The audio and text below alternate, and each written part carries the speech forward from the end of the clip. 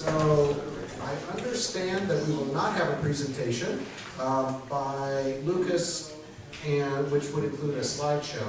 What we do have is Kate from the GSE, who will just speak in a few minutes about this. Before that, though, I was alerted during the break that I did fail to ask for public comment on one of the very specific sub-items in the previous agenda item, number 11. So I wanted to make sure that the individual who wanted to speak on the item that we sped over that was generally consensus has an opportunity to speak. So the member of the public who wished to speak on that item, please come forward.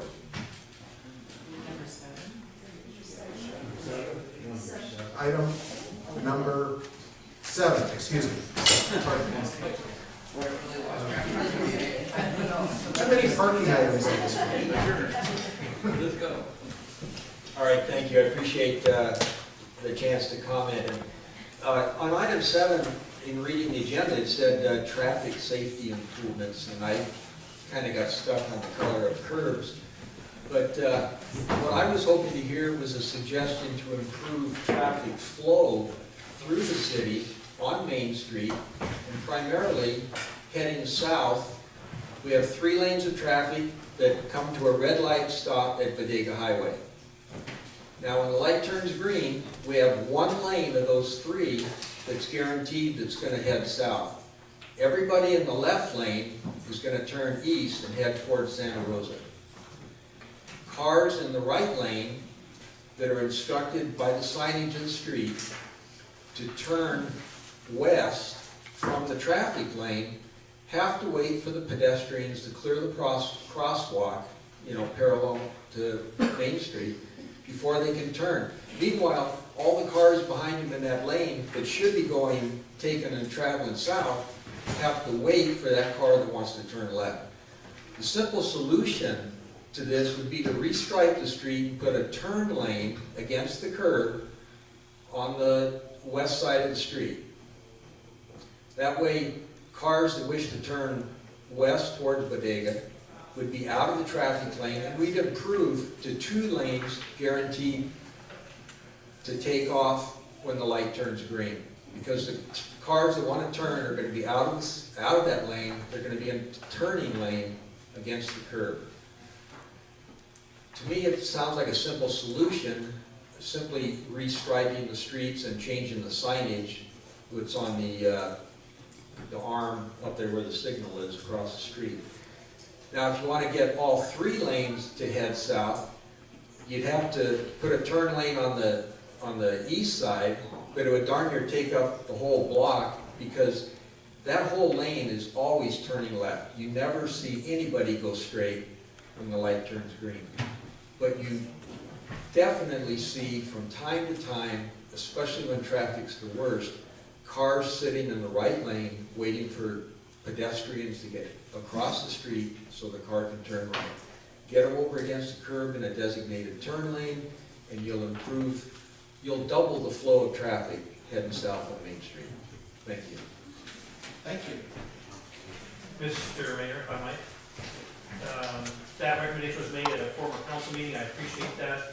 It did sound reasonable. I checked with our Director of Engineering, and she indicated that because of the modifications that will happen downtown because of our bike lane efforts, that would need to be folded into that process, because that's going to reconfigure a lot downtown. So I can follow up with her again, but that would be at best a short-term interim fix that would be modified yet again as the bike lanes move forward. Okay, so it's in the works to be studied. I think that's a fair thing to say. Okay. All right, so now we will move on. Make sure I get this right. Item number 10. We're not leaping forward in time anymore. So, Kate, if you'd like to come forward and make a presentation.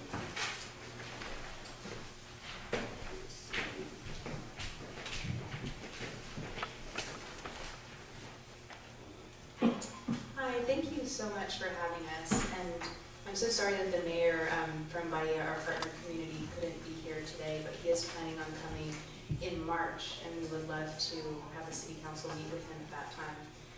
Also, Lucas, our executive director, was planning to be here tonight, but we had an issue come up in Ecuador having to do with the flights of some students, some university students that are there right now, and he's in Berkeley handling that.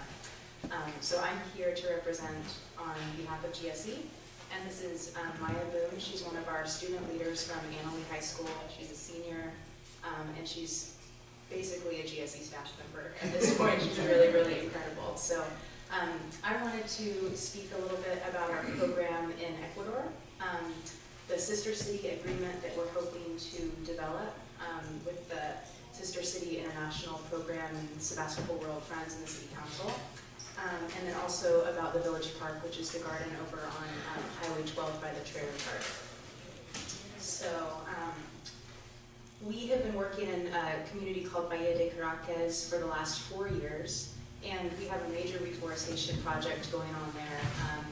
We have about 250 students at 5 local high schools that are involved in the reforestation work, and they're involved in every stage of the process, from collecting seedlings to germinating the seeds in the greenhouses, transplanting the seeds, going out and clearing reforestation sites, planting the trees, and then monitoring the trees after.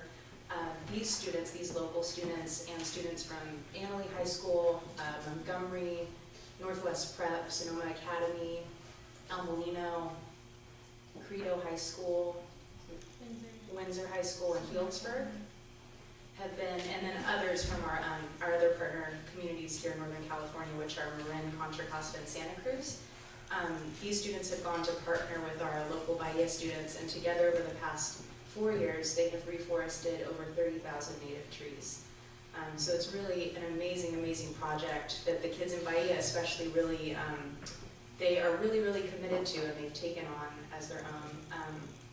So that's one of the things that we do there. We also do sustainable farming education work at the schools where we partner. We have university students from Berkeley and Syracuse and UC Davis that do research there with professors, biology professors. They've recently done a study on tree root growth, which has been really neat. Jasper Ocean, who's one of the co-founders of Global Student Embassy, is a PhD candidate at UC Berkeley, and so he's gotten a group of students together to go and do the research. Let's see what else. Oh, we're also employing people in the community, mostly students that have been involved in our program in the past, employing them to be environmental stewards in the areas where we've been doing the reforestation work. And it serves 2 purposes. One is making sure that our reforestation project is really strong and making sure that there's high survival rates for the trees. But it's also giving an opportunity for young people to get involved in environmental work and giving them an avenue to actually make a living at contributing to ecological restoration of the region, which is especially important because Ecuador has a 90% deforestation rate on the coast, which is where our partner community is. There's been a ton of logging, there's been floods and landslides, which have caused a lot of erosion, and so the tropical dry forest in the area where we work is really heavily degraded, and I was there with the Annalee group last year, and there's just these amazing, amazing huge trees, which is what used to be everywhere, and in the dry forest it looks so, so different now. So I'll let Maya share a little bit about her experience in the community. She was there for a month and a half. Thank you. Yeah, I had the privilege of getting to travel to Ecuador for 1 month to help lead and work on our reforestation programs. So I got to interact with a lot of the local Ecuadorian students down there and make some really meaningful, lifelong friendships. I actually just talked to my friend Carlita yesterday for like an hour on the phone after school, which was really fun. Being there for a month was really amazing because like Kate said, I really got to participate in every single part of the process. So it was an incredible educational experience. Gathering the seeds in the tropical dry forest, we would find endangered tree species and like climb up and then shake them, and all these seeds would come falling down, and we'd collect them and then like report them to other like biologists and ecologists and let them know like the status of these trees. So it was really amazing for me, especially. I'm only 16 years old, but then to feel that I'm holding this like life form in my hand and really taking responsibility as a global citizen to take care of all these resources on our planet. I also got to learn some really cool science about the weather patterns, why Ecuador is the most effective place to be doing reforestation projects right now.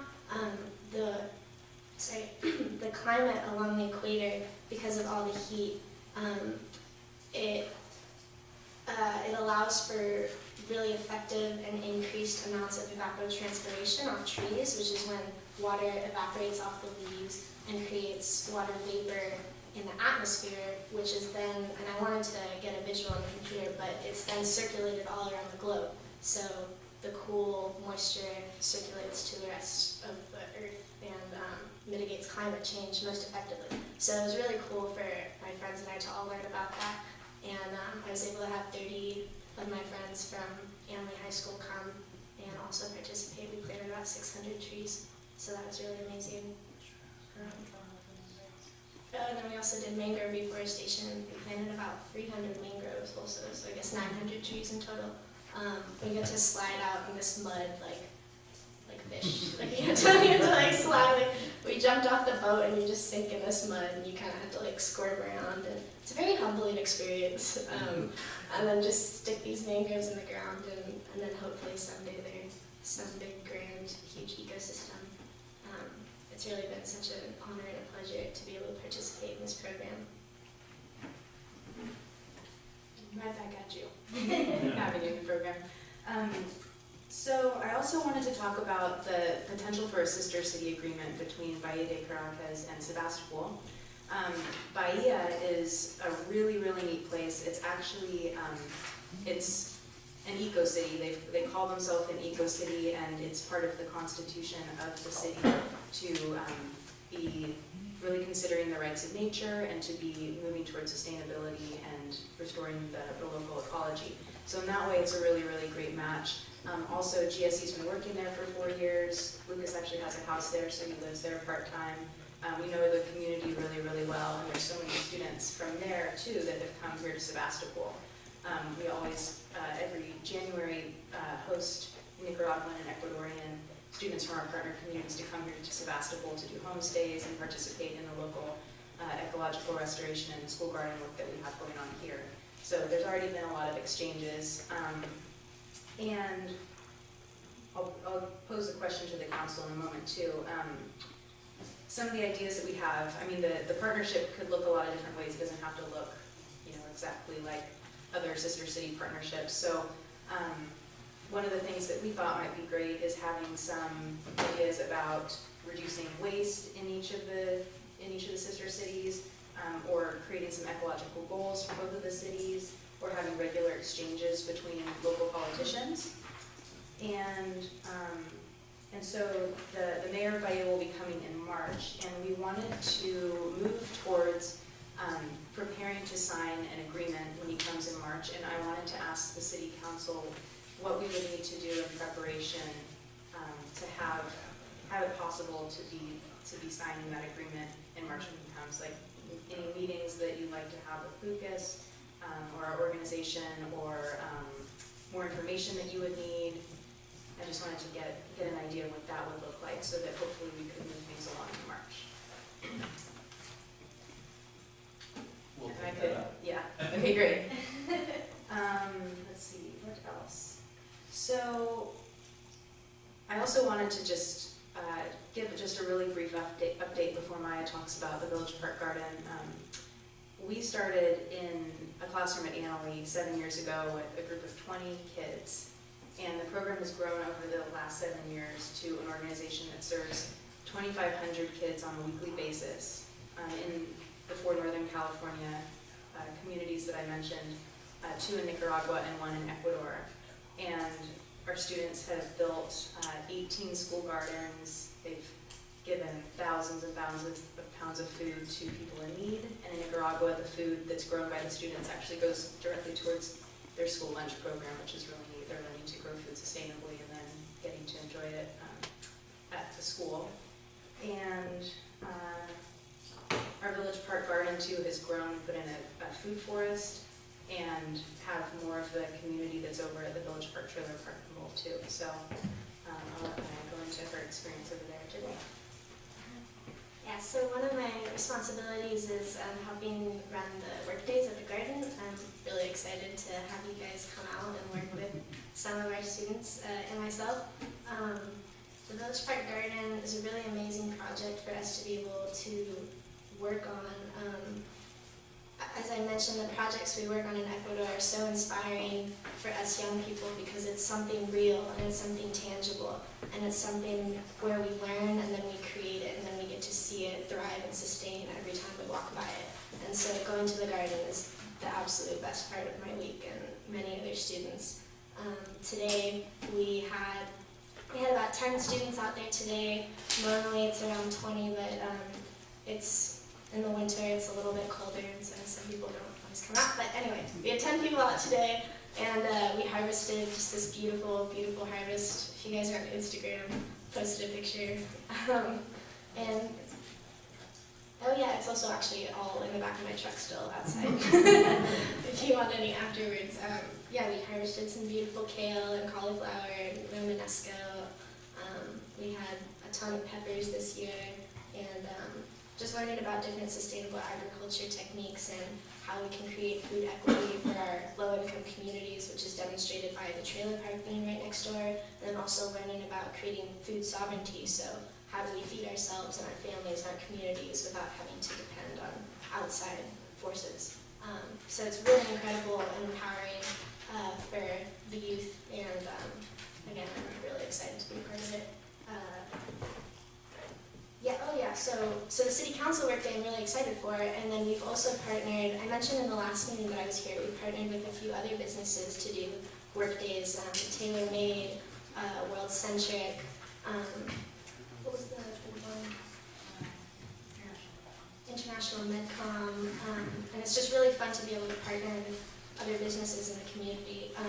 And so I also wanted to pose the question if you guys had any ideas of people that would like to get involved. It's a really great team staff building project for people who maybe are stuck in offices all day. They get to come out, enjoy the sunshine, talk to some kids, as well as a really great empowering experience for kids again, because they run the work day, and so we teach adults, and it's really awesome. And one of the other groups of people that Maya and her peers are teaching are the kids that live at the Village Park. There's about a dozen kids that live there, and many of them have been gardening at the Village Park with us for 6 years, you know, some of them for almost all of their life. So that's a really neat thing that happens there. I wanted to, there's a couple more questions I'll ask with this too. The Village Park Garden has really become an amazing community resource in terms of the food that's going out to the local food banks, to Food for Thought and the Great Day Labor Center, the Sears Project, the Redwood Empire Food Bank. It also feeds the people at the Village Park. They can have a bed if they want, or we'll grow the food for them. They can always come out and pick whatever they want. And it's also, like Maya was saying, a great community space for local business people to come out and community members to check out gardening and to learn from the young people in our community. We actually have the kids lead small groups of the business people that come out, and they teach them everything that they're doing that day, whether it's doing cover crop or planting new starts or harvesting. The kids are really in charge of the workday and get to practice their leadership skills that way. And so we know that the City Council is really supportive of some of the other amazing community projects that we have going on here, like the skate park or the skate park garden. And we'd love for the City Council to support the Village Park as well, in terms of coming out and doing a work day with us and learning more, considering helping out with resources for upkeep of the garden and materials and maintenance, and also any community outreach that you guys could help with to get the word out and help it to become a more vibrant community space. So I think those are all the questions. Do you ask questions of us, or does it come back in an email? Or how does that work? Well, at this point, we will have, I suppose, questions from council. John? Again, I don't have a question, but I have to say I wasn't aware until very recently when I read some background information on your organization about all the charitable organizations that you donate the bounty of the garden to, and I just wanted to thank you for that. That's very impressive, and they're all really important causes, and you're a big part of that. So really appreciate your pitching in and helping out with that. It meant a lot to do that. So what we'll do now is you can take a seat and we'll have any public comment if there's any members of the public who wish to speak on this item. All right, no public comment. So, wait right there. So there were, I noted a few questions, and let's see. I suppose the biggest one that I have is surrounding the potential sister city agreement, and I'm curious what public process that might need to go through. Is that something you can speak to at this time? I don't, unless some other city staff member knows, I'm not sure the city clerk and I right now have a good understanding. We didn't review that, and we're not real clear what that process actually is, because the city hasn't engaged in it in quite some time. Right. I mean, the culmination is an agreement that's entered into obviously by both cities, but the exact role played by Sebastopol World Friends and the sequencing of that, we'll have to catch up to and review that Okay. in the next few days. So unfortunately, I'm not aware of that process. Right, yeah, the opportunity of the mayor maybe having come this week, that was going to be, if anything, a hurry up and rush type of situation. I think where we are, now we've got a little bit of breathing space, and I could have guaranteed that nothing would have officially happened this week. But for the city to sign an agreement, there has to be some sort of public process, and I'm certainly not aware that it sounds like staff doesn't at this time either. So staff will research that and find out what that looks like. The opportunity for a council workday over at the garden, I don't see any reason at all why that can't happen. However, the next weekend, I might need some help in my own garden. I actually suggested we do an exchange. We go to their garden, they come to our library project, Hey, there's a get good our idea. front yard finished. There's a good And idea. that'd be fun. I mean, that'd really be fun. Yeah, no, Because we need young people with muscle who can do the heavy work for us. And big brains. Is that facilitated by Daily Acts? Sorry. Yes. Okay, yeah, so I know Trapen, so I'd love to be in contact with him more and hopefully set that up. Great. We'll have one of our subcommittee members for the library landscaping project be in touch. Okay, so any other council members with comments? Okay, please.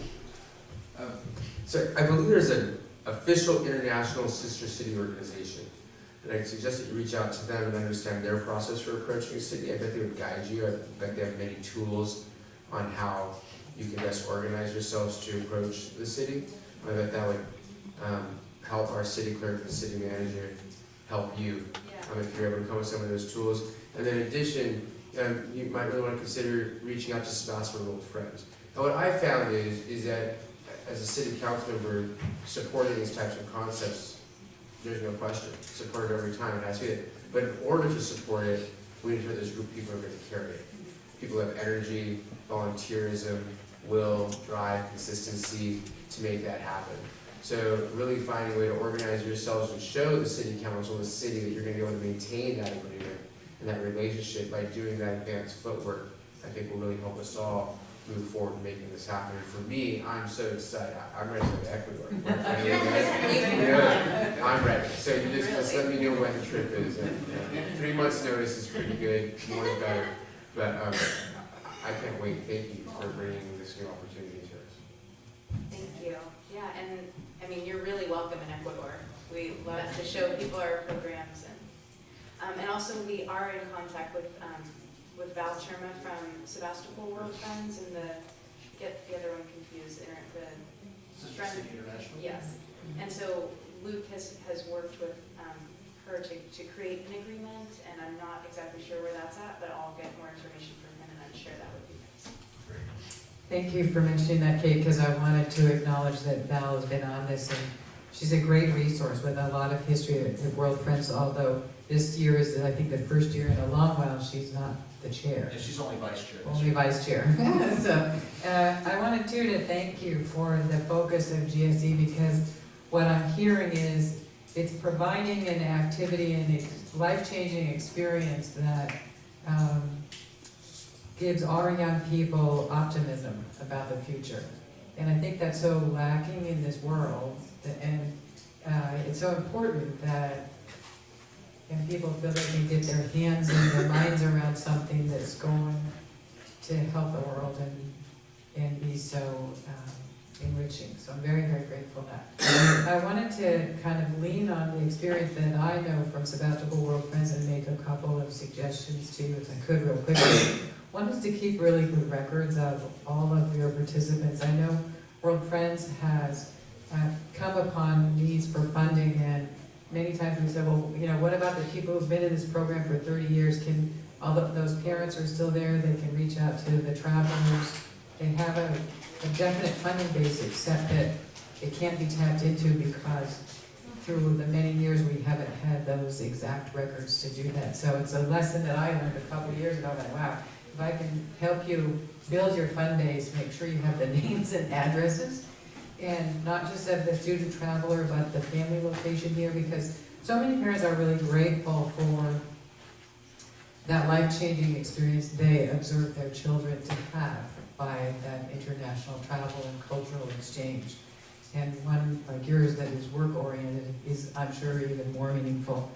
I also wanted to share with you that when our sister city, Yamauchi, became a bigger city and was joined with Takeo City, the mayor, who was now part of that sister city exchange, came to Sebastopol, I think, like 2 or 3 times over 2 or 3 years, because he really wanted to vet us and make sure that we were a worthy sister city and that he was familiar. So we came to Apple Blossom, they sent adult traveling groups. We had a lot of exchange that was not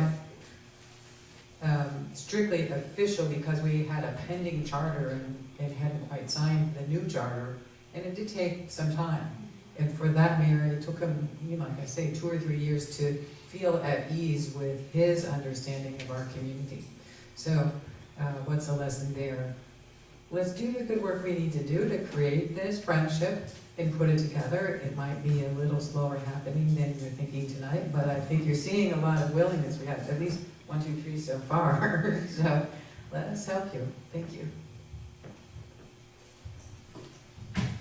I just wanted to commend you on your work, and thank you so much. And I'm particularly impressed with that you managed to integrate your program with the village model home, or with the village park, mobile home park, and people who don't really have an opportunity to grow food in their own space, and make it part of a community project, and providing food for people that don't have a lot of money, but enabling them to make their own food. So I just think that's really terrific, so thank you. Actually, I've already looked at pictures of Bahia de Caraquez, if that's how you said it. Beautiful place. Haven't had a chance to go on Airbnb there yet. But anyway, you mentioned earlier that your group might benefit from some resources for the garden. You mentioned that. And I presume you're referring to garden materials and supplies and things like that. If those could be known to the city, there might be ways, either through the city or through contributions from the business community, or in some manner, that those could be facilitated. But at this point, we would need to know what those are and quantities and things like that. And I'm sure there's some people in the community that might be willing to step forward to help out with that. So that's all I'd ask. Thanks. Otherwise, very informative. Thank you. Okay. I echo what everybody said. Oh, and I do have one question for staff relating to what Councilmember Eater just mentioned. This was something I was thinking of earlier also, so I'm glad he brought it back up. It's reminded me. As the part of the county landfill system, do I remember correctly that the city receives supplies or materials come from Sonoma? Do we get something? Yes, we have I believe it's a yearly allotment of processed mulch or compost. And we did utilize that in the library landscaping project. I see, so it's probably an annual allotment that comes around once a year. I believe that's the case. It's annually. and once a year. Okay, well, we'll keep an eye on that. I'm not sure. Could be a new year. It could be a new year. That's right. Is that a fiscal year allotment or a calendar? So that's something we'll look into for you. So thank you for your presentation, and we'll be in touch.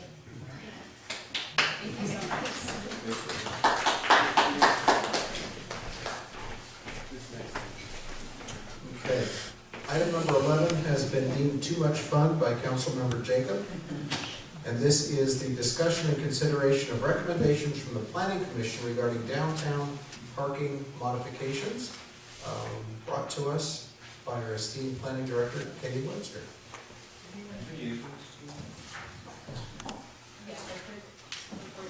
Right, and page 2 was erroneously omitted, and a copy is in front of all of us. I have one. So, back in 2014, partly thinking that it might be useful for the general plan process and the general plan advisory committee, we had a unpaid intern and had him do some parking surveys, and in the course of that, he came up with various recommendations about parking issues that he observed. And so that's what the staff report was about. We presented his report to the Planning Commission, and they made the 8 recommendations that are listed in your staff report, some of which the council has talked about in various ways previously. The first one being a definite city council discussion a couple of years back about connecting what is known as the chamber lot with the park and ride lot near the Hot Monk restaurant, through cutting through the landscaping and curbs that are a barrier between those lots, with the idea that that might promote more efficient use and more parking resources for the lot that the park and ride lot that gets pretty intense utilization, whereas the chamber lot does not. But the council did have some discussion of this previously, and so what we're suggesting in the staff report is, well, first, are you interested in pursuing this? If so, there's some issues that need to be looked at from kind of an engineering perspective. We think that there are some underground utilities relatively shallow in that area that might be a constraint. We did get some information about the park and ride lot and any grant restrictions. The Sonoma County Transit, the grant came through them, indicated that those grants are good for 20 years. And it was almost exactly 20 years ago that it was granted, so they said that they're not sure of the exact date, but probably this year or next, the grant period will expire and the city could do what it wants with the park and ride spaces. And they also commented that even if it is effective this year, removing a couple of spaces for a project like this would not be an issue.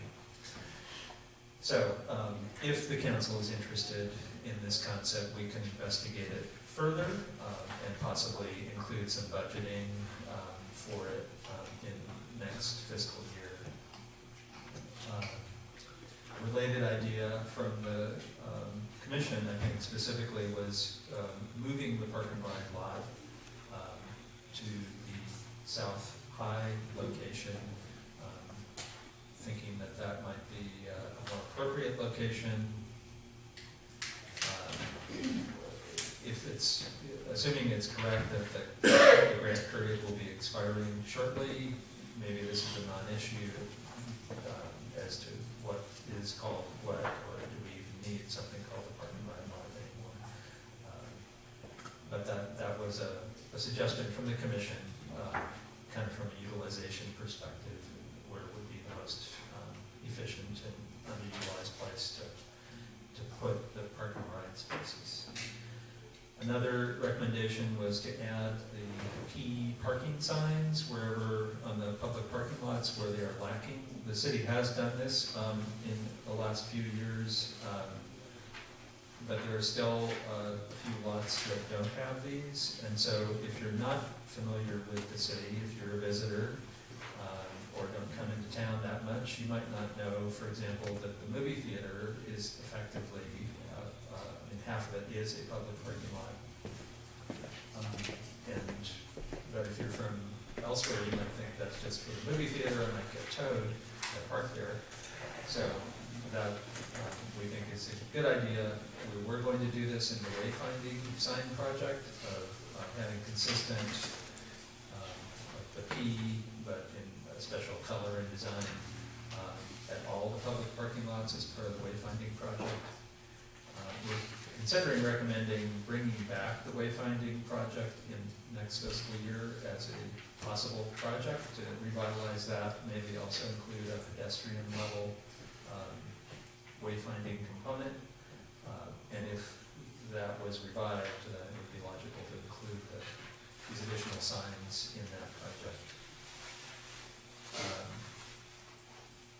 A recommendation for an additional directional sign to about the South High lot that can be included in next year's budget as well. Just earlier this evening, you talked about reserved spaces in the library parking lot.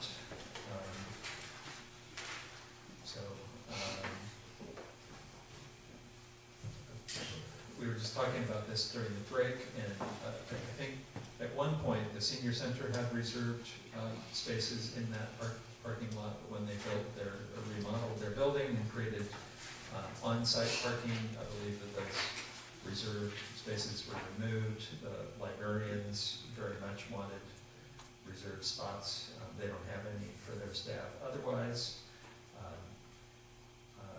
Alternatively, if or in addition to the concept of removing those spaces, we think it would make some sense, and the commission is recommending consideration of more short-term parking spaces, not just at the library lot, but at all the heavily utilized public parking lots. So have 20-minute or half-hour or even 1-hour parking instead of 2 or 3 hour parking to encourage more turnover, more efficient use of the spaces. And that concept could be extended to the streets as well, of adding more short-term parking, which we have some of on the ends of some blocks. Again, to have that more turnover and therefore more efficient use of public parking resources. Recommendation number 6 is about electric charging stations. The city does not have an ordinance that says these are restricted to electric vehicles only, I believe. And so that's become an enforcement issue. So the commission recommended that the city create such an ordinance. And recommendation 7 is about further study of downtown parking issues. The council itself just tonight talked about that, of a more comprehensive look of downtown parking resources. The intern did survey downtown parking lots, but it wasn't a complete survey. It didn't include weekends, for example, so there are various time periods that it doesn't cover, but it does show relatively intense use of a number of different lots. And it seems generally consistent with parking surveys that were conducted by the former city manager a few years ago. But perhaps with a low, somewhat elevated utilization from then. So these are the recommendations. Some of them could be, the council could direct to be considered in next year's budget process, but we are looking for your comments. Thank you. Are there any questions of staff? for these items?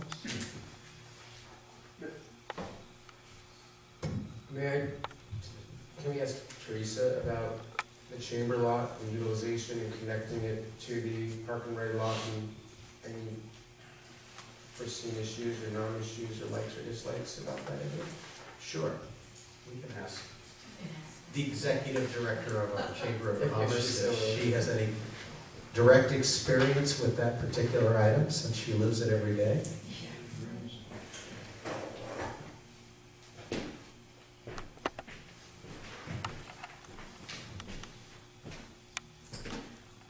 Well, it's an interesting parking lot.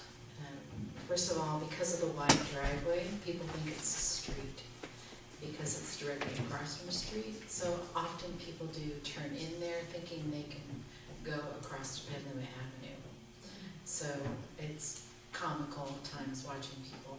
We know when they're gonna come in and they're gonna go over to Petaluma Avenue, and they're gonna turn around, they're gonna come back, and then they try to go behind the museum. Some of them even drive over the blocks when there's no cars there. So it's an interesting parking lot. Whether or not opening it up is the right thing to do, I don't know. You know, I can see some pros and cons to that kind of thing. Because there's so much traffic over at the Hot Milk parking lot, and a lot of people park on that, you know, right adjacent to the park and ride on the other side in the Chamber Park, that parking lot. Back to back, you know, at night, especially when I go home, a lot of people park there and go over to the Hot Milk. It's still very underutilized for the most part, so there's not a lot of cars in there. So you would be taking out, and then you've got the railroad car there. So I don't know where you would open it up and how many spaces you would lose. I can see some issues, since you've asked, I'm going to, some issues with, I think you originally talked about opening it up right behind the car, you know, where the park and ride is. People going through there, and people immediately coming off of Petaluma Avenue, and cars parked on either side, it just seems like an accident waiting to happen. People darting in and out of parking lots, going two directions and coming through. It really seems like a hazardous kind of situation to me. So I don't know if that's the best place to open it up, if you're going to open it up. We even have people that cut through the mortuary and go through the driveway to get to the other side of Petaluma Avenue. I'm sure the police have seen them coming out that side too. You could stop there and get tickets if you want. But that's not against, you know, coming out Petaluma Avenue, you can't really do anything about it unless you hit somebody's parked there. But it's, that wide driveway really throws people off because the sign doesn't, it sets back, even though it says parking, but it doesn't say no through traffic. That would be helpful to have something that says that, so people don't think they can turn in there and go back out the other way. Because when it said reserved, people didn't observe that either. So I don't know if I answered your question, but I think opening that up at certain parts could be a real hazard. Because people come in off Petaluma Avenue, go out off Petaluma Avenue, and having another driveway right at that junction, I think would be detrimental to safety. It's just a thought. Thank you.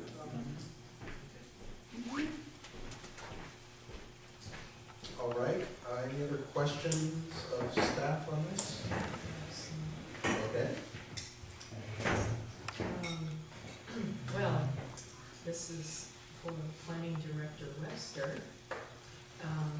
So as I read through all of this parking information, I had a lot of questions. And some of it may be because I'm newer to the council and I don't have institutional knowledge, so if I'm just being kind of dumb and redundant, just let me know. We'd never do that. That's enough. So one of the quotes in this body of information was something to do with our former city manager's study and designating places where employees should park. And then it said that that was done. And if that was done, I don't know where it is. And so how do people know about that? Sure, yeah, Jack Griffin performed a study kind of like this, only Yeah, I saw that. Mhm. more comprehensive, more time periods to look at the utilization of different parking lots. And at the time, a question was, the city operated a reserved parking system in the chamber lot and also the South High lot, where you could pay a monthly fee and get rights to reserved parking in those locations. However, at the time, the utilization of that program was really low.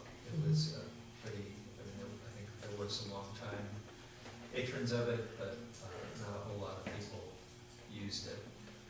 And also, historically, there's been concern about business owners and employees parking in prime public parking spaces or on-street spaces. And Which continues to happen. well, yeah, and so what was determined by the council after all that analysis and discussion was, let's open up the South High lot right across from the Vets building and the chamber lot as well to unrestricted, to remove any restrictions on parking and basically to say that anybody can park there long-term, and this would be ideal for employees in the downtown area or business owners to park in those locations, remove restrictions, because those two lots were so underutilized. It's kind of an alternative, seen at the time as an alternative to the reserved parking program. And so, yeah, that's what happened. There was pretty good discussion, I think over a number of meetings back a few years ago, and so some awareness of it, and I believe we had some information in the city newsletter, maybe other publications about it as well. The employees, and we do kind of informally tell people that this is there. We just had an inquiry last week from somebody looking for rights to park in a closer public parking lot, and we said, hey, this, in a few steps more, and you can park, your people can park all day. So we do tell people about it, but I don't know how extensive knowledge is. Well, maybe we need like a standard flyer and to work with the Chamber of Commerce and the Downtown Association, and that is provided to them on a, it just needs to be a one-pager, but remember to give that to new businesses and, We just did this tonight, number 9, which is a direction to have Holly do the one-pager map on available public parking with a distribution plan right. through the chamber. I wanted to add one historical point, if I could, Mr. Mayor. When the former city manager did his survey, and we got this idea that employees could park in those unrestricted lots. I know the Downtown Association was very supportive of that, and Randy Kaufman himself leafleted all the businesses in the Downtown Association area. I mean, I got a little notice under my door at Lavis, and it might be too that the Chamber of Commerce did some publicity so that the business community knew to park in those outlying lots that weren't right in front of a business. So there was quite a lot of interest in that. And I think this new map that is going to visually label our public parking lots on a street map is going to help and be something that can be printed and distributed so many ways. So that's good. That sounds good.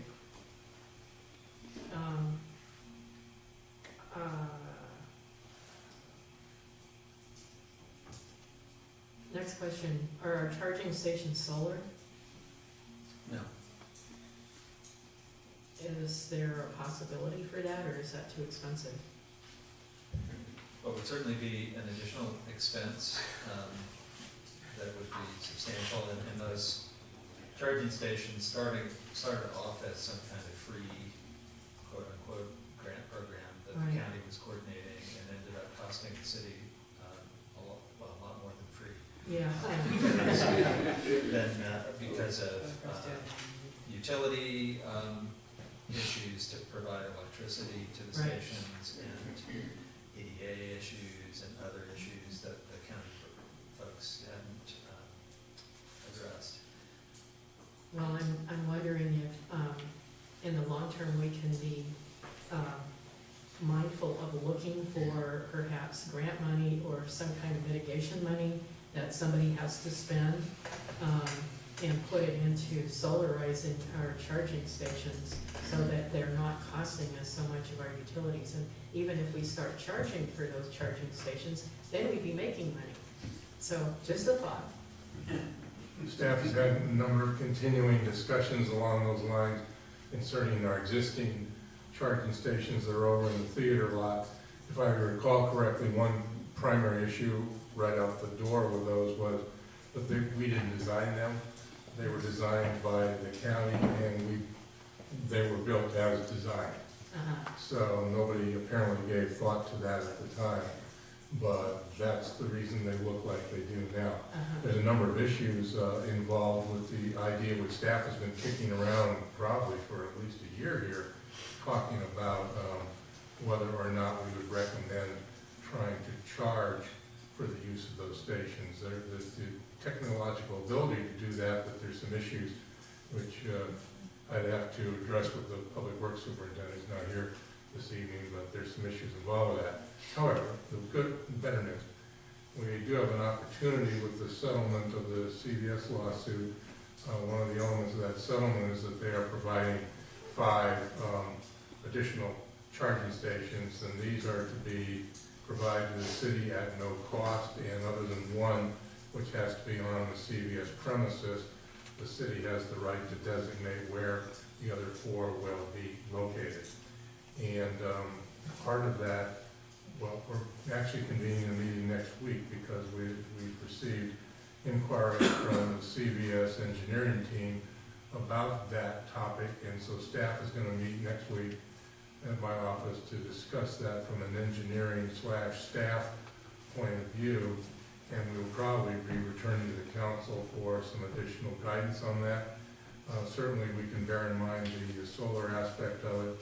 I think that makes sense because part of the basically mitigation for the CVS project, those spaces, and with the solar aspect to them, there could be even more mitigation. I will say finally on that topic, the more you get into the topic of electric charging stations, the more difficult it is to see a clear path to what is in the best public interest with those particular stations. Well, I've heard comments that the 5 CVS stations should be dispersed all throughout the town, but the most consistent complaint I get is that there are not a number of those spaces all clustered at the same spot, a central spot.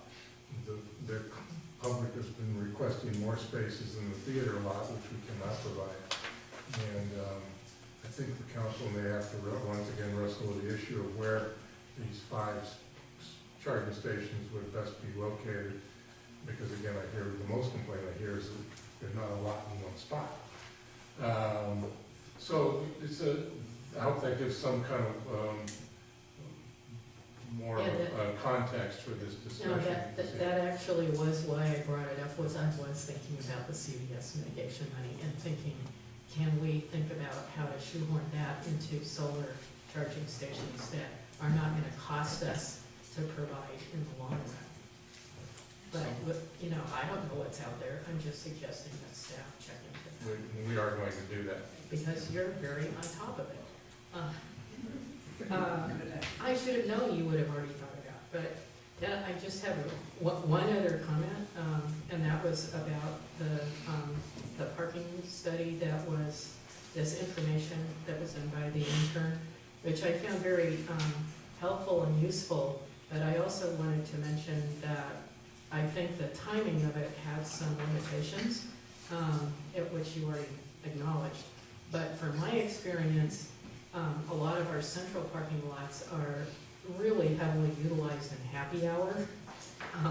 So all those, the Burnett Street lot, you know, I tend to be down there around that time, and you can't find, not that I'm always going to be happy over,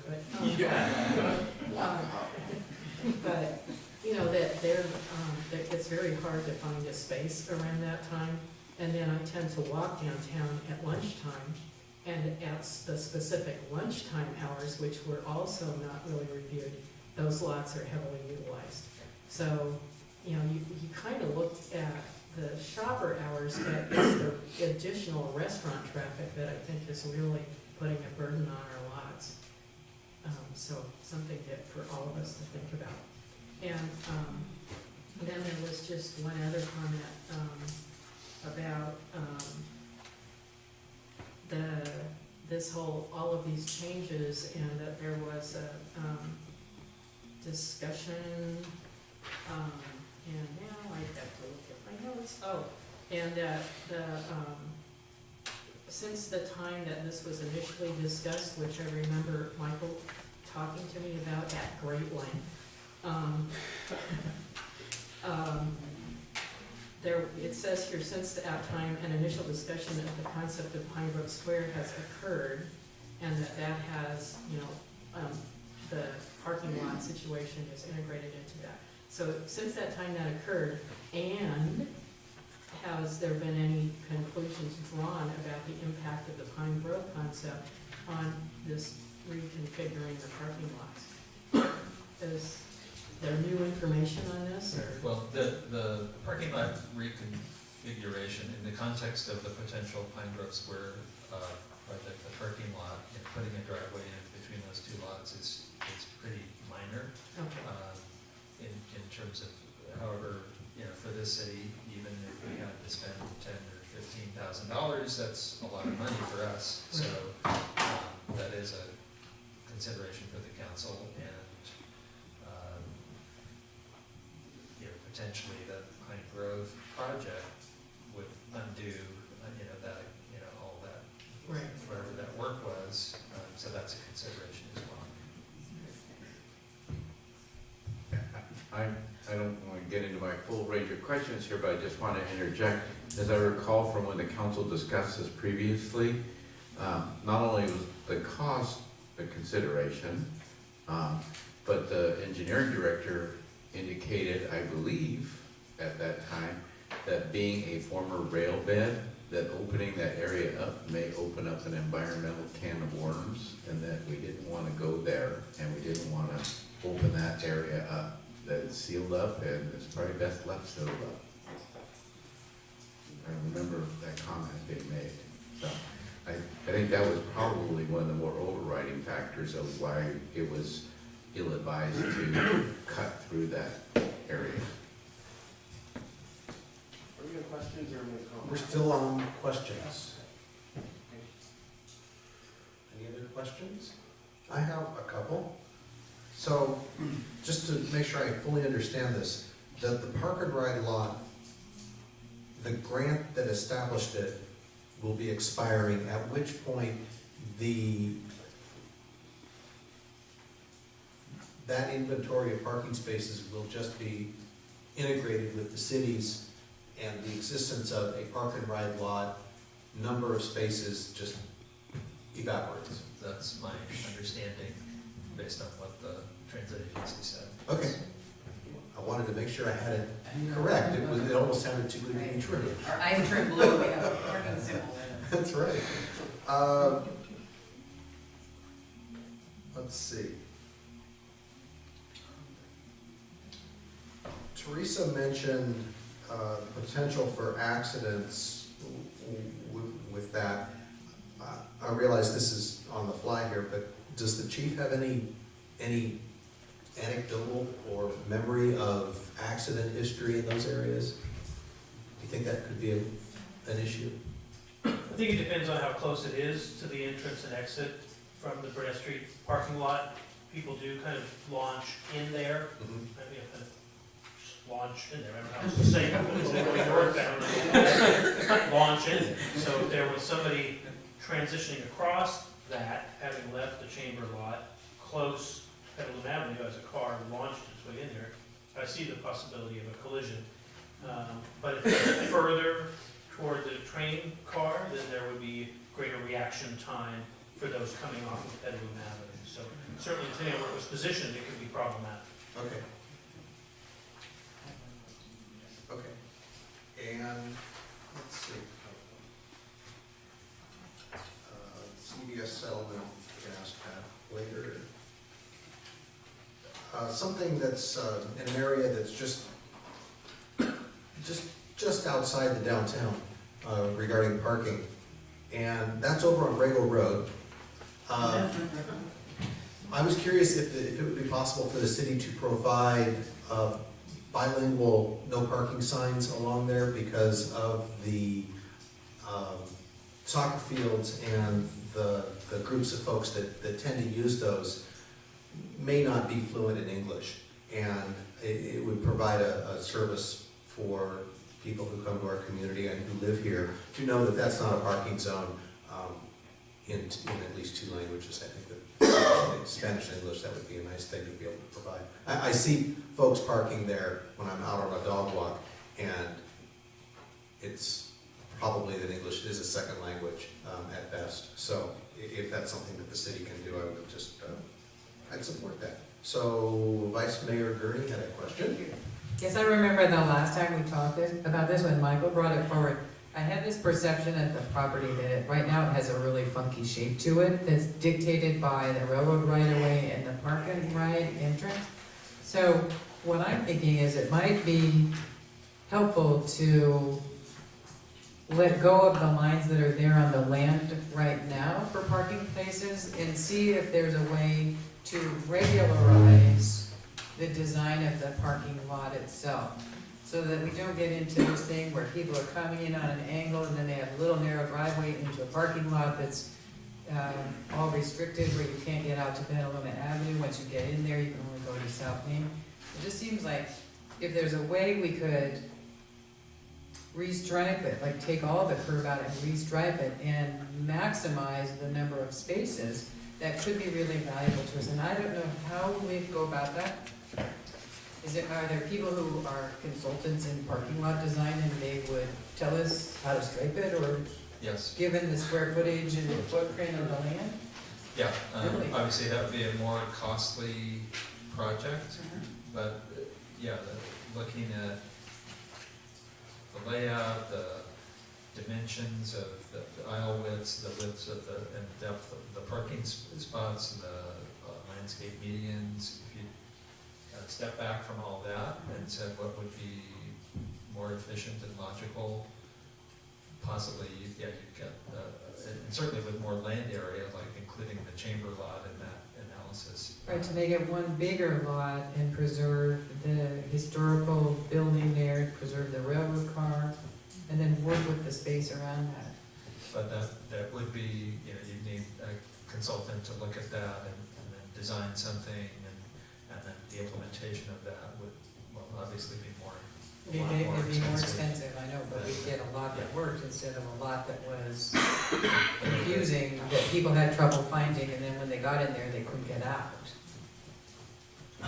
Or, I mean, and now people use the park and ride. I mean, everybody does this, come on. They go across in the park and ride driveway and then go out there by the mailbox on South Main just to loop, or, people do this to avoid downtown all the time. So I'm just thinking, if there's some way we could make this make sense and sort of function more traditionally and gain some parking places, that might be a better use of money.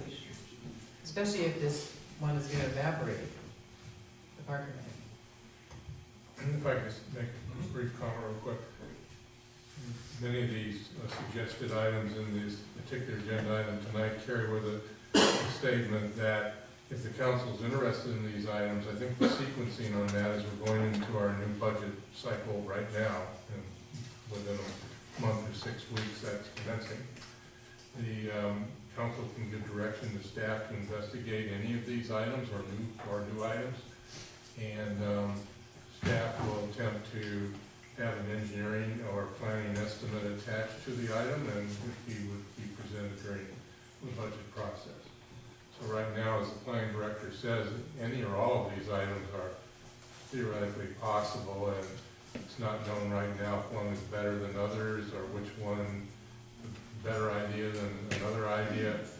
But the only way to know on these is to take the next step and try and have a budget for somebody to look into them. Okay. If there are no other questions of staff, we'll open this up for public comment. If there's any members of the public who wish to speak on this, please come forward. Oh, I thought we were gonna have one. Seeing none, close public comment.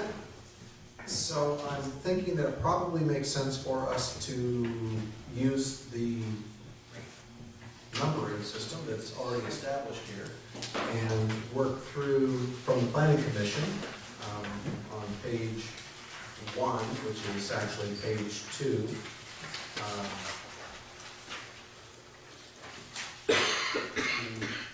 8 items, and then there's analysis of each one in the staff report. So, first one, connect chamber lot with park and ride lot. I'm sorry. Yes. Can we just go as council member and comment on all 8 versus going through each one and commenting on each one? I think it's just a matter of, you think we all need to comment on each? No, I don't think each one of us needs to comment on each one, but I think if we go through them systematically, we'll be more efficient that way. And if you don't have anything to say, don't feel like you have to say it. Say nothing. No, wait. If you have something to say, say it. If you don't, you don't.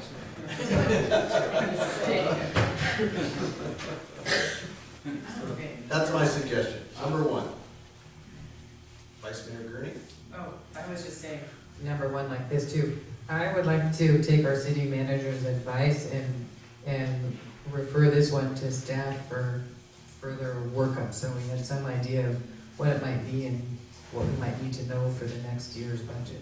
Including everything from the big option to the most minor option. From doing nothing right now to, for instance, my suggestion, which might be Re-engineer the lot. redesign it so we maximize parking.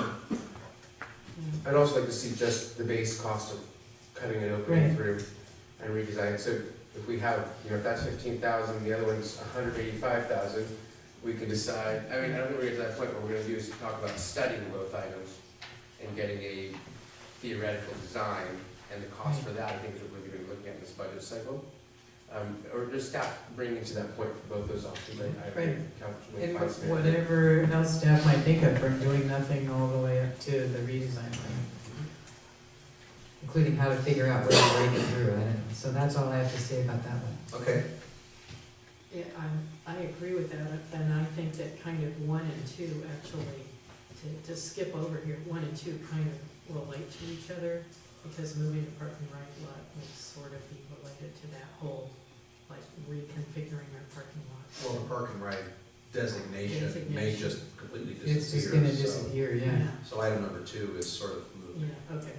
But do we want to maintain that? Don't blame park and ride as a reason for that, right? Well, yeah, there is a reason to encourage people to do park and ride.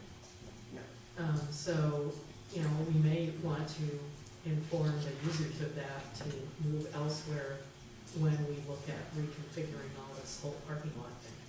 And we're gonna have parking places on a public parking map that says all day availability. Right. As opposed to 24 minutes or Yeah. 1, 2, or 3 hours, yeah. I agree with Councilman Bassett, 1 and 2. Okay.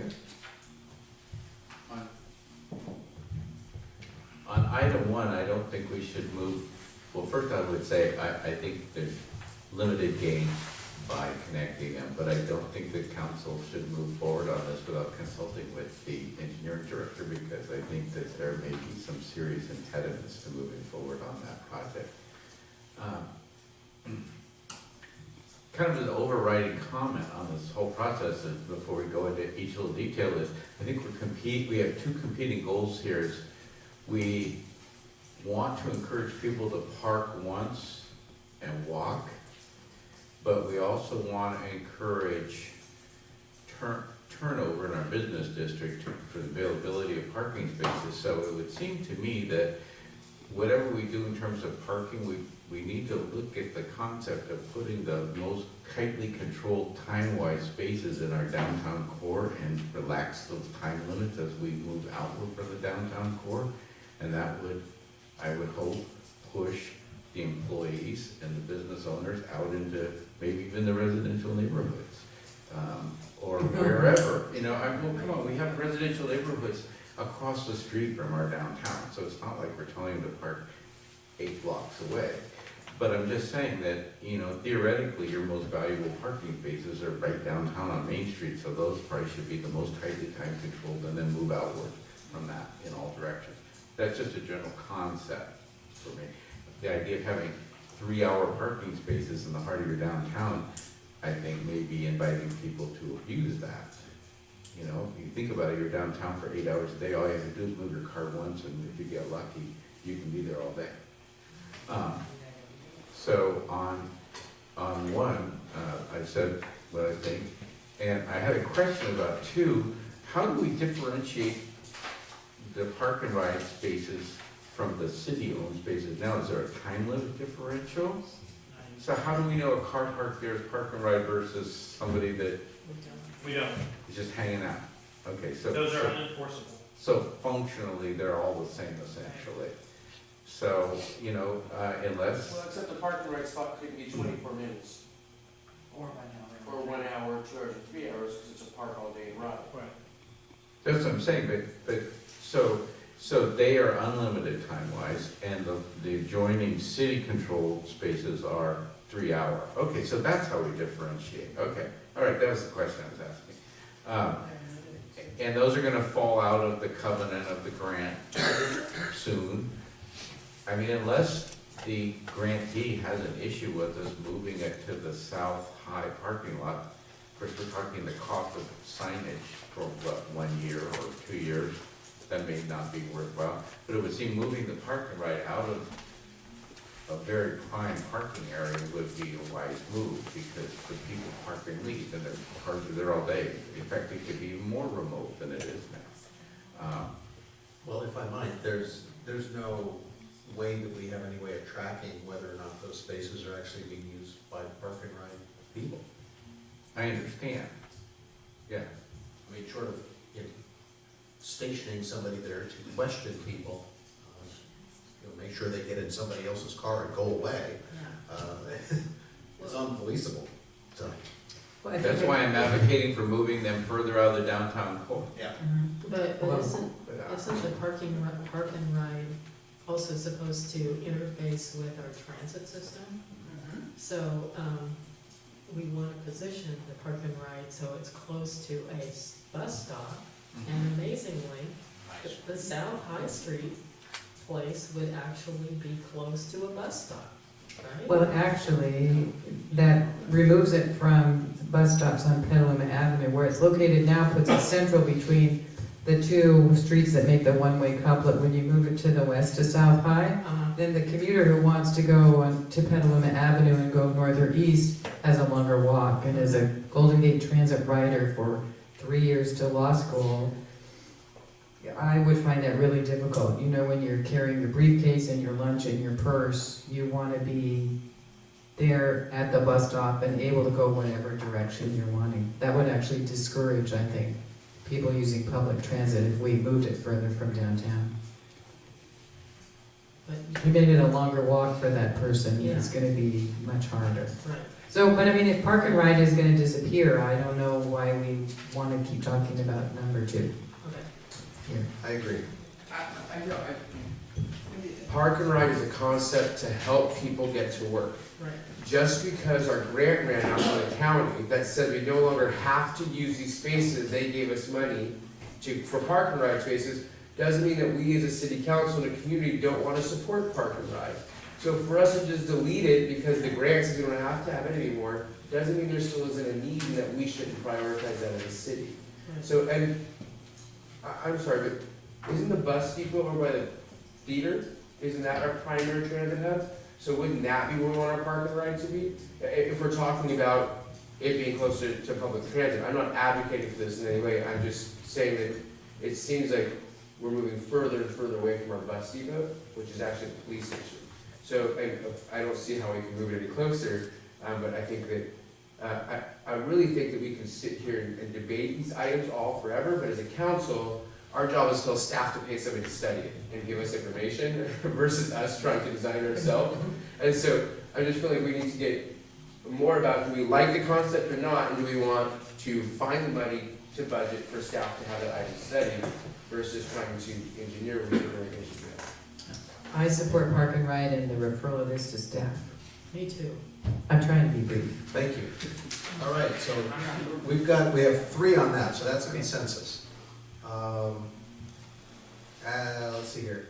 Number 3, parking signs to, I'm in favor of that. Okay, we've got lots of thumbs up on that. Yeah. Number 4, add directional sign for the south high lot at the corner of Main and Willow. And I would also say, I'm not sure if there's one there or not, at Main and Burnett. Me too, I put that too. Yeah, Great. yeah, That's my suggestion on forward. We have, Good. yeah. Well, I don't know if this is, yeah, I guess this is 4. Is there signage at Bodega and High indicating there's parking both to the left and the right? Like a sign, say, would be in front of City Hall? Don't recall. we'll have staff investigate. Yeah, and then I think we should conversely, keep the library lot a big secret. and then conversely, coming from the opposite direction, coming from the west, if there was a sign, say, before, so people knew there were parking, because there's 2 lots, both directions. This is a question for the chief. If we were to put signage on the street pavement itself, does it have to conform to California Vehicle Code, probably? What kind of signage do you? Well, I'm thinking, a giant blue square with a big giant white P with a left turn arrow like on Petaluma Avenue into the Burnett Street lot, like parking. So there is the manual on uniform traffic control devices. Yeah. So as people travel from one town to the other, a stop sign looks like a stop sign, and no parking sign looks like a no parking sign. And so generally, and certainly on Caltrans property, they're loath to use anything that's not in the mud. Okay. I just thought that might be a good indicator for people in the lane, like parking, turn left, either that or, public restroom. It might be in the mud tub, but I've never seen it. Okay. So I, More signage. well, I think we can probably say on number 4 is just to investigate directional signs for all public lots and to make sure that we don't have too many in one place. And yeah, Right. Great. so, okay. We got it. 5, directional sign, okay, that's part of 4 and 3. Those are all together. Those are all together. Number 6, oh boy, here we go. Due to high public parking demand, review elimination of reserved spaces in library parking lot. Mayor, Please. So, I'll speak most on this one. I happen to run a business in Sebastopol with a lot of employees in a tight Gravity station, and my business rents parking a block away for our staff to walk in the rain or in the sun, a block, through mud even, and across the trail, and You're renting. from behind the video store, like a muddy patch of dirt. that Oh, we yeah, rent, yeah. right? And that's because we prioritize our customers over ourselves, and because we park for 8.5 to 9 hours and don't move our vehicles, because we're going to work all day to get paid. So for me, to ask the library staff to park a half a block away at the South High Street, it was a block and a quarter, I guess. Short. And I even found that after today, I have a newfound commitment to park in the South lot, actually, and to walk that. After realizing, like, wow, you need to do this yourself as a councilman. But I don't think it's a lot to ask an employee who's coming for 8.5 hours to walk a block and a quarter from their parking spot to the office. And I believe this is a change that could be effected immediately, and I think it's like 6 spaces, isn't it? 4. 4? Well, it feels like 6 when I'm there circling looking for a spot. I just feel like it's the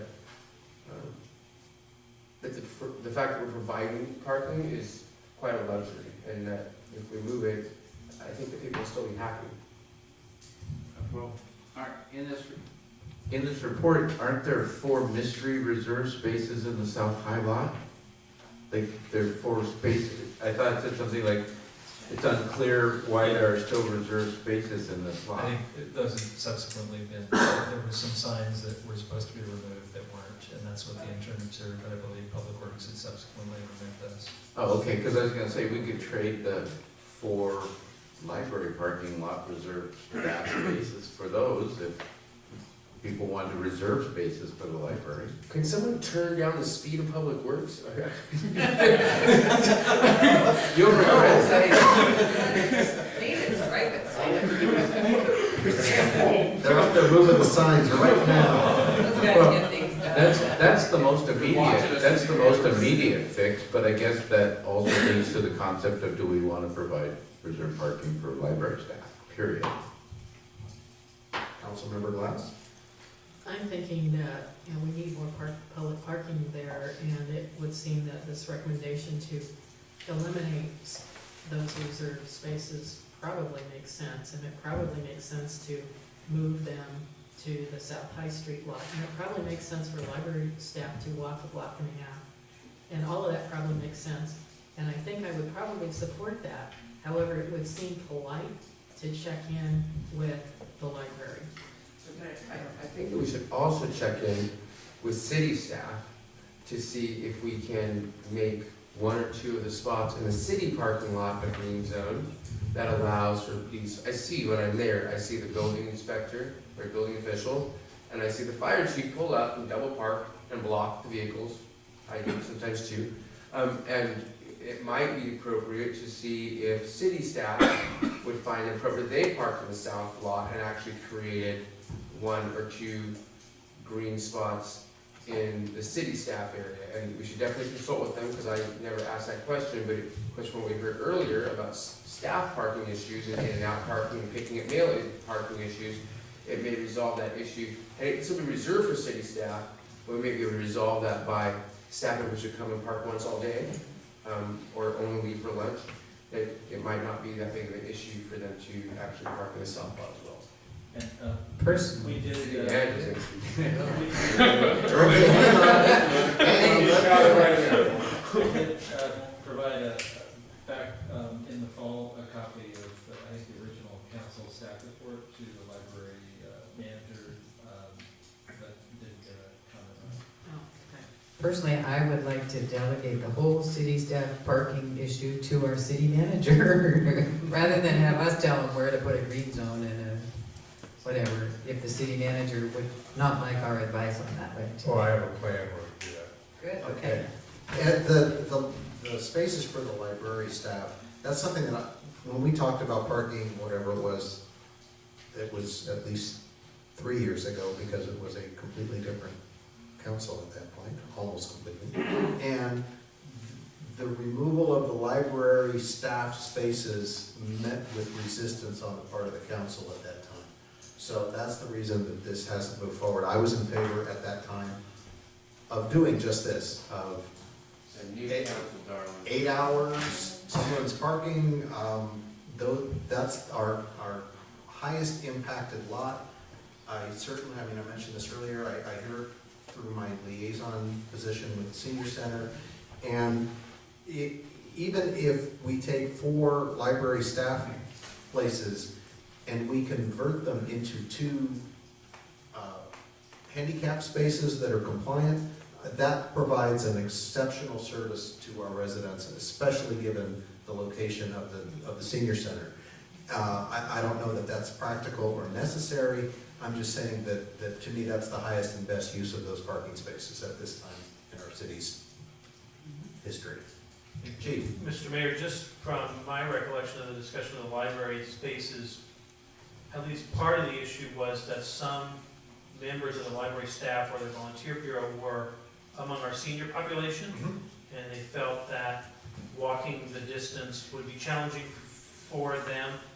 So I agree with, or I would support the concept of checking with their staff to, you'd certainly hate to have somebody who is a member of the senior community who's volunteered there for years and now won't be able to walk the distance from the South Padua and then stop volunteering there. I'm not connected with their staff anymore, I don't know what its makeup is, but that was one of the major issues for putting them closer, was for senior members who want to continue to volunteer at a library or work at a library who couldn't walk as far as the South Padua. An idea that I've had is the library staff locations, and I understand that it's not just a paid staff, it's also volunteer staff. And that it's almost as if we need a separate designator for senior, elder parking, where they don't need a handicap space, they just want to be able to park close. And I don't know, it wouldn't be necessarily enforceable, in fact, I know it wouldn't be, but perhaps we can create a senior parking only sign. That's an official sign, and it's, you know, people can respect it as they see fit. I think that would probably be, I think our community would respect that. I'll test that program for you. I was gonna say, some of us on the council qualify. So anyway, that's just a suggestion that perhaps staff can investigate and see if other communities have anything. Well, You said you could walk in through my. I'd like to see some bike lockers and some motorcycle parking myself. But, Maybe we could move the city staff parking to South High and give the city staff parking lot over to the library volunteers. I'm just kidding. Well, let the city manager take that up. So, on a serious note, the curb in front of City Hall on Bodega Avenue is in part of that green or 24-minute now. So that could conceivably be turned over to these building inspector, fire chief, need to run in, drop off a document and split. I think that's where people to pay their bills though. But people use that, or doing, I mean, I use those to drop stuff off.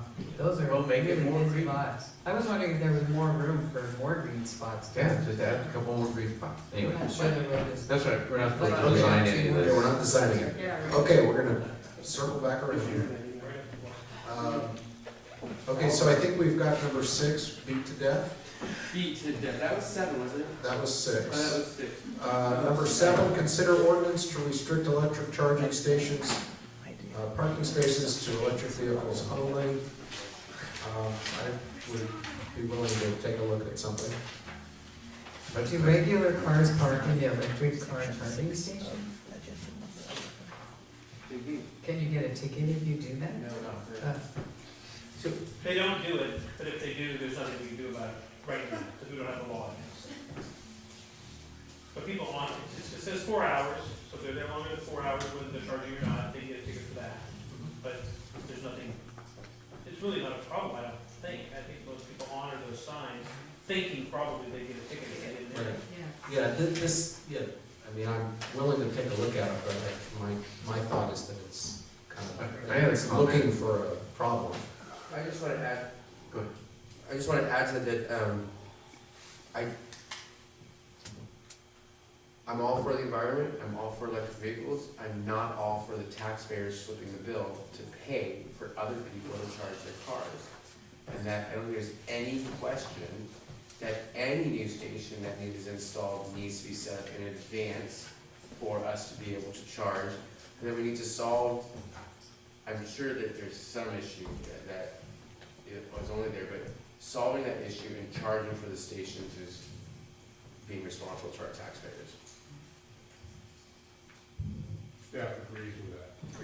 Well, I've received complaints about the city subsidizing the basically gasoline fees for an electric car when some of us can't afford to buy that electric car or charge it. So I've heard that several times, and it seems like a legitimate complaint, that we're subsidizing the privilege who can buy those expensive cars. Councilmember Lee? Well, that's true, and I've heard the same thing, but I would also say that the city has a responsibility to do what it can to promote the adoption of technology that helps the environment. And I think this is all part of the whole bigger picture, you know, that someday charging stations will be everywhere. Many more people will have electric cars. Actually, leaves can be leased or bought for the same price as a Toyota Corolla, except you can't drive to Los Angeles without having to charge it all the time. So, yeah, the surface argument is where are the free gas stations sponsored by the city of Sebastopol? And there aren't any. But I think the city, we do a lot of other things. We solarize our buildings. We have a mandatory solar ordinance. We make people put solar on our buildings now. We don't do that because we just like looking at solar panels. We're doing it because it's good for the environment. So I think there's something to be said for that. But on that note, is the city of Sebastopol's electrical supplier right now Sonoma Clean Power? Yes. Okay, so I would say, I would make the, not motion, but I would make the suggestion perhaps that Mayor Slater may want to take a proposal to Sonoma Clean Power that if there's a way to determine how much electricity the city's giving away at these solar charging stations, that if there's a meter on them or whatever, that Sonoma Clean Power, not just for Sebastopol, but as a great PR outreach thing, subsidize cities for the electricity used to promote use of electrical vehicles. I think that'd be a great PR coup for Sonoma Clean Power. It would, it's gonna cost them some money, but they themselves are building solar arrays around the county, and I think it's a win-win for everybody. The city doesn't have to pay for the electricity, we just get a rebate on our electrical bill based on the amount of usage at the charging stations, and they get a great PR coup. The cost of ratepayers money, it's just gonna cost money. Yeah, it costs us all like 3 cents a month. We are I think that there are a lot of ways to approach this. I like Councilmember Glass's suggestion at the very beginning of this item about having the charging station solar powered. And I just did a project in my private practice for the West County Health Centers up in Kernville. There are 2 facilities up there, and they put in carports that are solar panel roofs. And so not only are the cars now parking in the shade, which makes them more efficient, but they're generating their own electricity. The same thing, of course, could happen. I mean, our high school has it. That's a potential, and those things aren't, those prefabricated carports aren't all that expensive, and perhaps there is a way to leverage mitigation monies into the installation of some of these things, and then it becomes either free or a money-making endeavor for the city. I agree with the mayor. Okay. But I also would like to mention, perhaps as our representative to Sonoma Clean Power, you could touch base with staff there and find out if they have any kind of interest in researching solar generated charging stations that maybe can have a credit card payment in them as Sonoma Clean Power charging stations that they could buy in volume and encourage all of the cities that are SCP members. So perhaps you could check in with SCP staff and see if they have any interest in that kind of concept, because I bet it would get some publicity. I will take that to SCP staff and report back. I think one thing you'll need to look at is the technological limit of the ability of a solar charging system to charge an electric vehicle in a reasonable amount of time. Well, what it becomes is a solar panel that feeds electricity into the grid. It doesn't necessarily feed directly into the charging. All right. Just, Okay. okay, yeah, because otherwise you would need a storage mechanism. Exactly. Okay. What is the grid? Right. Okay, I just Yeah. want to make sure we're on the same piece of paper on that one. Okay. Was that a motion, Mary Jo? No, he just took direction. I took direction. Let's see. So, are we thumbs up or thumbs down on an ordinance to restrict electric charging stations? Thumbs up. I don't see it as a priority either. Wait, 3 yes, then move on, is that? No? So, 3 yes, 2 so, yeses, yeah, okay. no. The police chief reported to us that there were violations in a problem with them, then I would say they're not self-regulating, but right now I'd rather just Yeah. leave it out in the universe. Yep. Number 8, consider Absolutely. We have a further subcommittee. study of downtown Yes. parking issues. We have a subcommittee already ready to do Okay. this, myself and Councilmember Peter. We're already parking on people, and we're glad the planning commission wants us to keep working.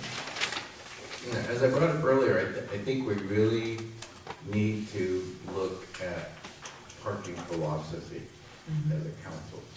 You know, again, with the idea of park once and walk is what we want, and I think having long time limit parking spaces in our downtown core invites lingering and to the detriment of the businesses. I mean, we want the people to be downtown and shopping and eating and all that, but we also don't want them parked in front of somebody's business for 3 hours or 2 hours, taking up that space. So I think we just need to look at it from that philosophy, and maybe look at what some other cities do to control that. You know, do they put the most tightly limited time in the most heavily used areas and then branch outward from there? And I think that should be a concept we should look at. Okay. So- The other, I'm sorry, as a member of the subcommittee, I was talking with our planning director and police chief at the break. And the notion we were sharing was taking another look, you know, at all of the greater downtown area, just to update what's being used with what time limits. So we have some staff that can help us. I just thought one other thing, Kenyon Planning Director Webster or City Manager McLaughlin, were you working here when parking meters were still installed all over town? Okay, I didn't know. Okay, I was just curious if you were, what the rationale was for removing them. So, I know the rationale for removing it, they break, they're a maintenance nightmare. okay. But wait a minute, there was something about a grant, and they got the money for what they wanted it for, and so then they removed the parking meters. That's my understanding, I read it somewhere, a long time ago. we'll dial up our Wayback Machine and see. I was just curious. I I mean, don't know, I just read it. I mean, at one time, parking was very strictly regulated with parking meters. You look at pictures of the downtown parking meters everywhere you look, and then they disappeared. I was just curious what the history was there. Do you have I remember parking meters, that doesn't involve why I have this, when we had them, but we had them. And I often wonder Well, how bad that you had. if they went away 40 years ago, you were, what, 6? Yeah, thank you. 7? When I worked downtown, I was very young. He was a little younger. So I think we've got a, let's see, does this need a motion? No, just direction. The one very, very, very final question on this, and this relates back to the map that's going to be proposed and letting our public know where the parking is. Is it possible, now I realize this is private property, but I hear it all the time that there isn't enough parking at the Barlow. Can we let people know that there's actually 500 spaces all over the place at the Barlow on our city map? Well, let's redesign those parking lots. Well, the request that was agenda item number 9 addressed specifically The city lots. public lots, because we were wanting to make that publicity really simple and not get into the issue of private parking Okay, lots, which, I mean, that part of McKinley is a private street, as are all those other okay. driveways. Question answered. Question, I don't like taking time to. It just seems like this discussion is like a hamster running on those wheels and going nowhere. Like it just comes back to the council, and it comes back to the council, and it comes back to the council, because the council never actually invested the money to actually really study the whole thing. We had Jack walk in a circle and do some study that nobody trusts or believes. And now we have an intern who walked in a circle and did some study that wasn't the proper times for us to really evaluate the situation. Like, we just keep nickel and diming the situation and actually not coming up with very good solutions. And the conversation keeps happening in a circle. well before my time. How many times have we had parking conversations here? Well, I've lived here for 40 years and we've been talking about traffic and parking the whole time. So I wonder if one of the options that we have in that, what was it, the study one, what, the first one maybe? Yeah. That we actually just look at what it would cost to do a full comprehensive study and redesign of our parking systems for the city, and actually make a decision whether or not we want to invest in that or grants for that and make that happen. Because I'd much rather do things once and take the time to invest in and make that happen in a phased process versus this circular. That's a great idea, but I think with respect to the subcommittee, it would be valuable to have our input in the recommendation, and we can work with the staff to formulate what exactly that might be, and we can make that a priority for us.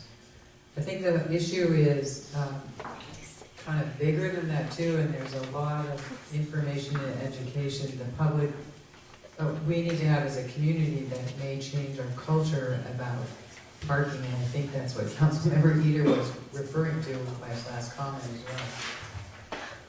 And I think it's important to get the message out that no one is guaranteed a parking space. Like, when I go to San Francisco, sometimes I drive around for half an hour looking for a parking It's a space. good message if you don't want to get reelected. I'm just worried, Robert, I'm worried about being honest, not being reelected.